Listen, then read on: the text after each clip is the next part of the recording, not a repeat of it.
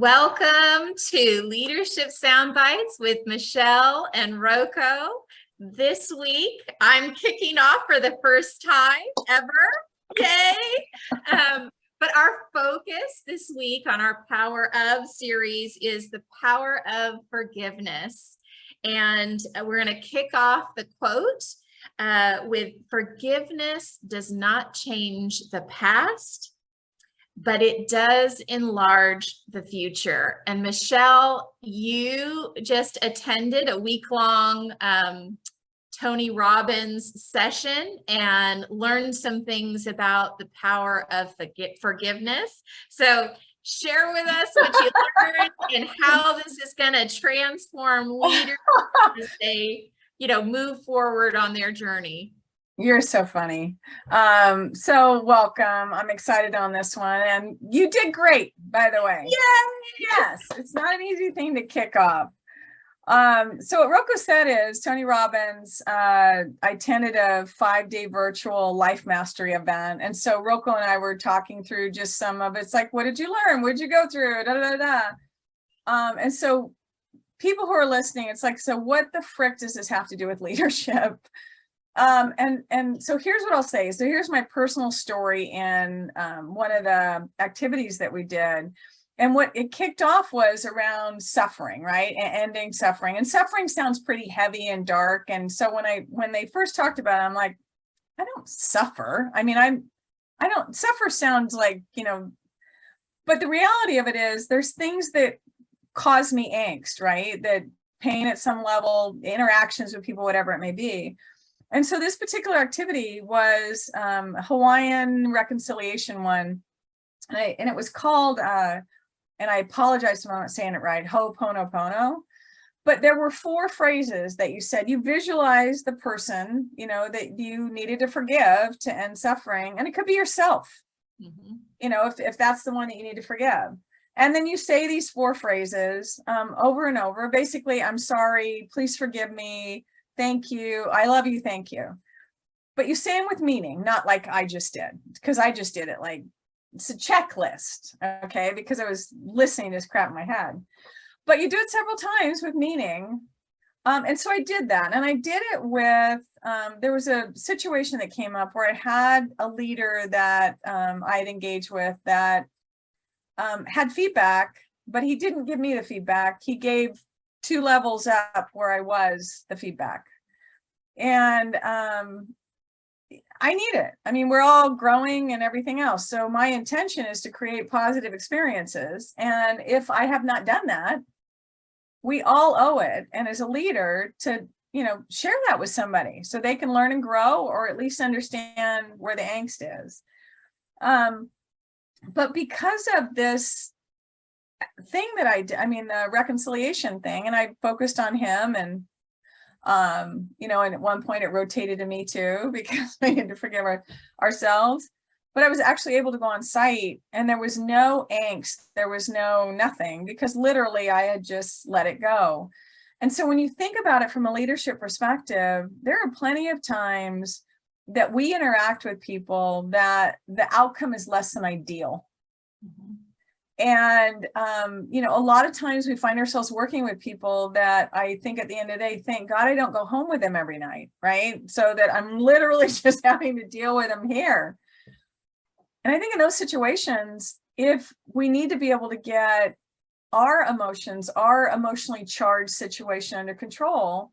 I was coaching someone just this morning, and one of the things I said is when we end up emotionally charged about that stuff because someone's caused us less than ideal outcome, situation, pain, whatever you want to say, in business or personally, when we're in that space of emotionally charged, we can't critically think at a time that we need to.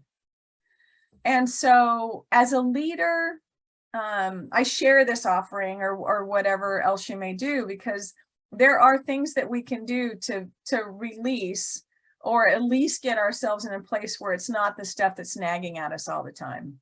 Yeah. So I'll stop there because I just did this dissertation of my experience, but that's my pitch for forgiveness. And it may feel touchy-feely for people, but I'll tell you, it's freaking real. Yeah. So I'm going to take one thing out of everything that you just said that resonated with me. Thank you. And kind of unpack that. And that was the letting go piece of it. So forgiveness allows you to let go. And in the quote, what's implied is if you don't let go, your future is constrained. Mm-hmm. It won't be this endless of possibility.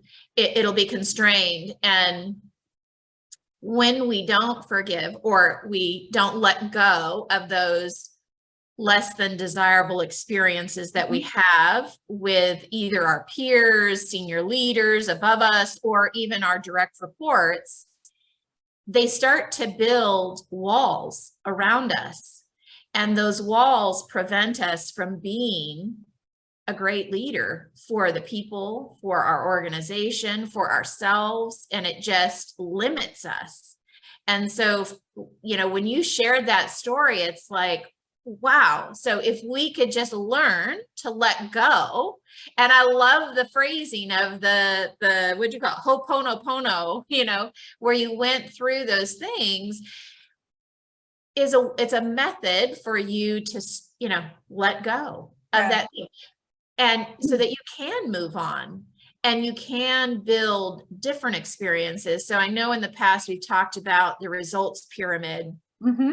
And if we don't want that experience to define our relationship or our future, then we have to think about, well, what is a different experience that I want to create and how can I create it? Right. But the first step of that is letting go. Yeah, it's letting go. And I think for me, people are wondering, I mean, suffering is a pretty strong word. And that's why I said I had to wrap my brain around, because when I think about me and imagine stuff, I don't suffer, right? Mm-hmm. I mean, there's going to be, I try not to linger in things, and try and move on. But at some level too, we got to unpack it, because we tamp it down and then we move on and then it surfaces at wherever. And so for me, it was interesting when we were going through what we were saying, I'm looking on this thing going, please forgive me but the reality. And so I had a resistance to saying that when I'm visualizing somebody in front, because in my mind, it wasn't me. Mm-hmm. But I think part of the thing that we have to do is take ownership for the fact that we have some part in whatever interaction took place that was less than ideal. Yes. That's part of, I think, us maturing as people and leaders, that we can step in, because there's people that we run across that don't share our values. Right. Or that actions and behaviors are counter to what we value. And when we run across people like that, there can be a physical reaction. There's some judgment on our part because they don't align to what our values are. And I think it's super important as a leader, of title leader or just leader of people, or like we learned with the power of family, your kids, that we quickly step up and take accountability for our role in this thing, let go of what that interaction was and maybe the story we're telling ourselves, to be able to move on and create different experiences. Because if we don't do that, we're literally anchored in the past. Yeah. Yeah. And I think that's what the quote is we can't move forward because we're firmly entrenched in what was. There was another quote it made me smile. I have to share this one and then I'll go to you really quick. It's everyone says forgiveness is a lovely idea until they have something to forgive. So I say that because this is not easy. No, it's like the change is hard, or change is hard. You go first. Yeah. Yeah. So, but it's powerful, impactful. And as a leader, I think it's important to go first and experience this stuff, so that when you're in a position of mentoring somebody else, that you're speaking from a place of experience and knowledge to be able to help guide somebody else. I know with coaching, it's the same way.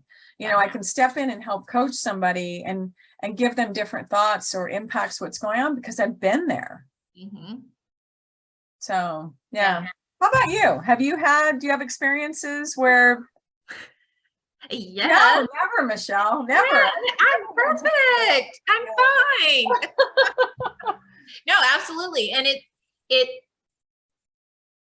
I can think of many, and they're all about relationships with another person, whether it's been in the personal life or even in the professional life. And it didn't necessarily, some of them aren't even with people at a higher level than me. Some of them were with my peers. And again, what resonated me most when we started talking about this is it's turning the mirror on ourselves, right? So we can't change other people, even though in our mind, we think we can. The reality is we can't change other people. But what we can do is we can change how we show up, what our mindset is in relation to our connections with other people.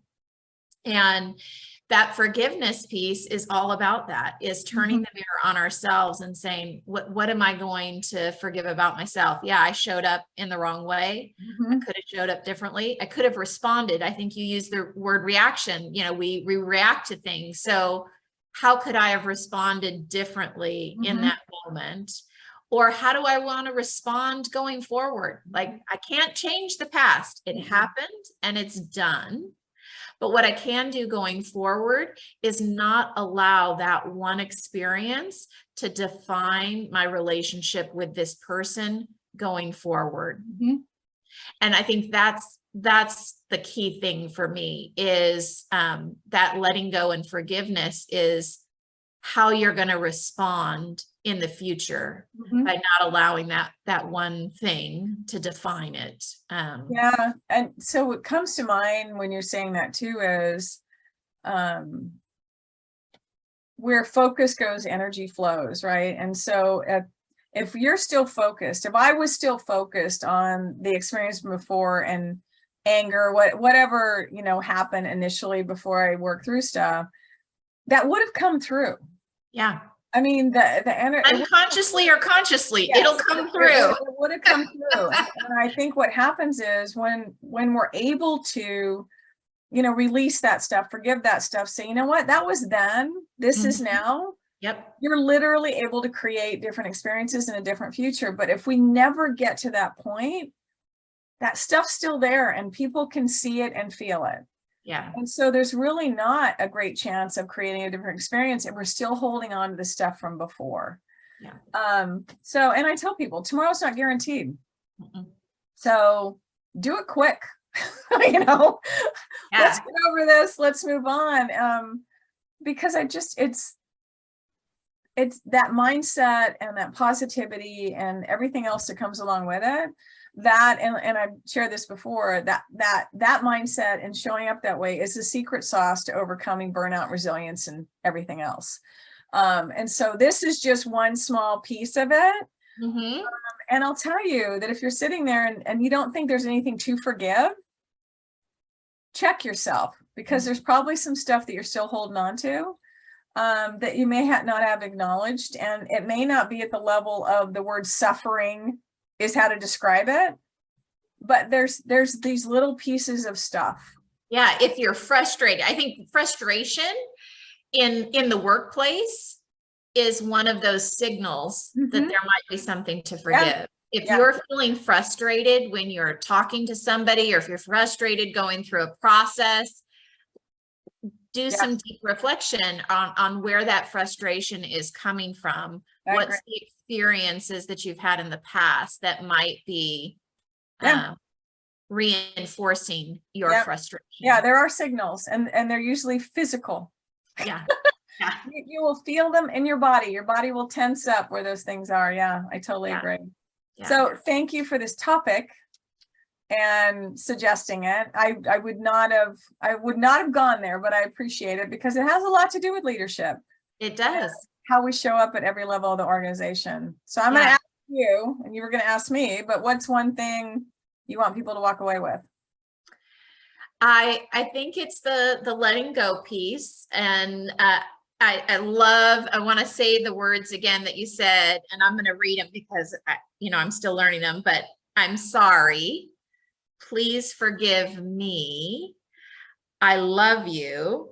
Thank you. And I think if you can take time and say that with meaning on something that you're preventing you from moving forward with having a better connection, then you've got a brighter future ahead of you. Yeah. You definitely release the anchor, the stuff that's holding you back, and let go of anger. Yeah. Try it. I think one of the things for people to walk away with is if the whole idea of forgiveness, your first reaction is, I have nothing to forgive, or they don't deserve it, or whatever that may be, I encourage you to try it anyway. Because the forgiveness is not for the other person, it's for you. And so that's what I'll say is, even if you feel like there isn't, or you possibly couldn't, give yourself that gift. So yeah. This has been Leadership Soundbites with RokoM and Michele. I've enjoyed it, as always. I always enjoy spending time with you. So please like, share, subscribe. Until next time, thank you very much. Bye-bye.